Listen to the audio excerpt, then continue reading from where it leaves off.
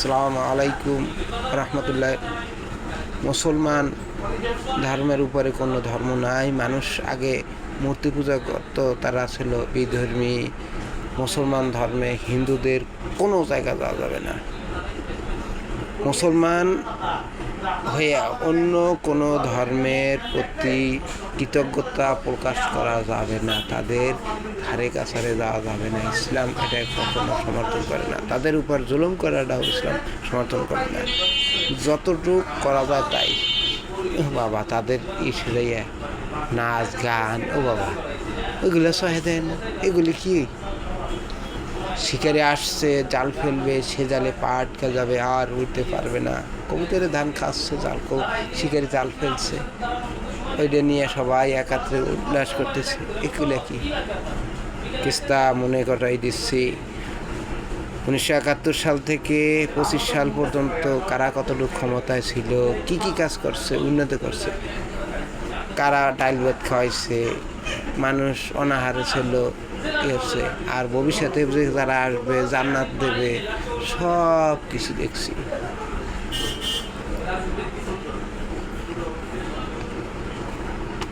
একদল জান্নাতে দেবে, একদল জাহান্নামে দেয়, সব কিছু লক্ষ্য রাখছি।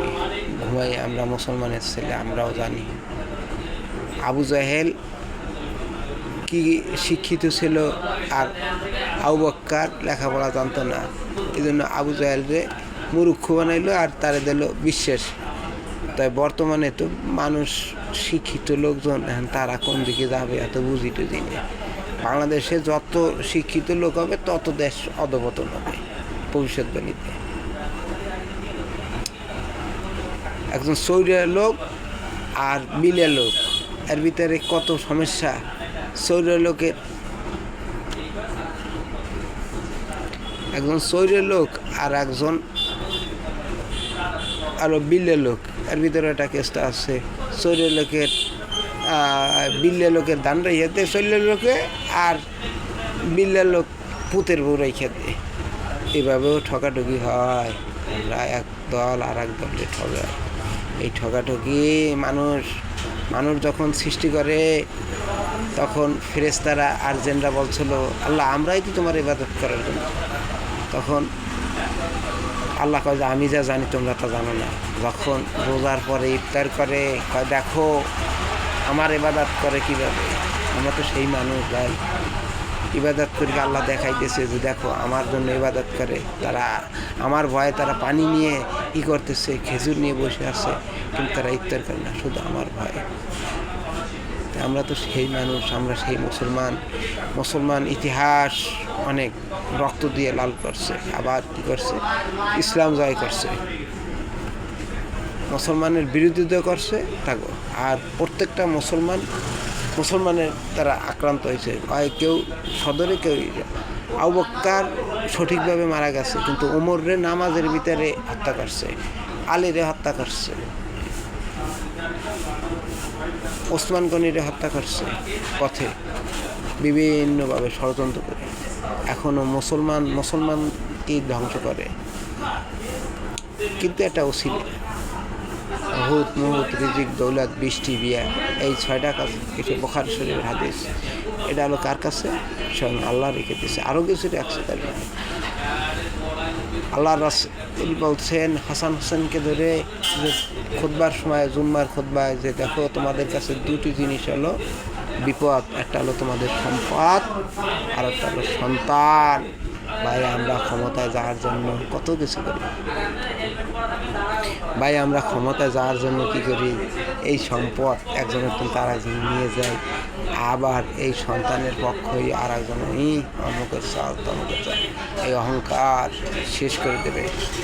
অতএব আমার সবার কাছে অনুরোধ, আমরা এই লাইক শেয়ারের মাধ্যমে জানবো যে অহংকার থেকে বিরত থেকে, এবং শিরক থেকে, এবং যারা অপকর্ম করতেছে তাদেরকে বিরত রাখি।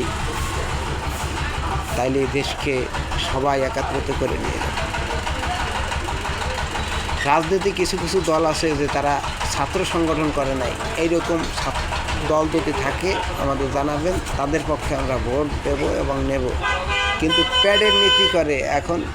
নিয়ম নীতি হলো প্যাড নীতি। এই প্যাড নীতি করে মানুষকে দেখাইয়া বেকার সমস্যার সমাধান করব, চাকরি দেবো, ভাতা দেবো, এর ভোটগুলো নেওয়ার জন্য মূর্তি পূজা এইরকম রাজনীতি না করে এমনি ঘরে বসে থাকবো, তাও ভালো আমার দৃষ্টিতে ভাই, আমার ব্যক্তিগত মত। কোনো দল যদি থাকে ইসলামের পক্ষে, তারা কোনো সংগঠন করেনি এবং তাদের কেলেঙ্কে দান বাঁচানো খরচ, ওই যে মরা গরু, 7 দিনের মরা গরু খাইছে, যে খাবা এতটুকু জান্ডা বাঁচে। বাপের সময় শুয়ার খাওয়া যাবে, আর এক সময় খাওয়া যাবে না। বিভিন্ন সময় বিভিন্ন পরিস্থিতি, বাংলাদেশে এমন কিছু হয় নাই।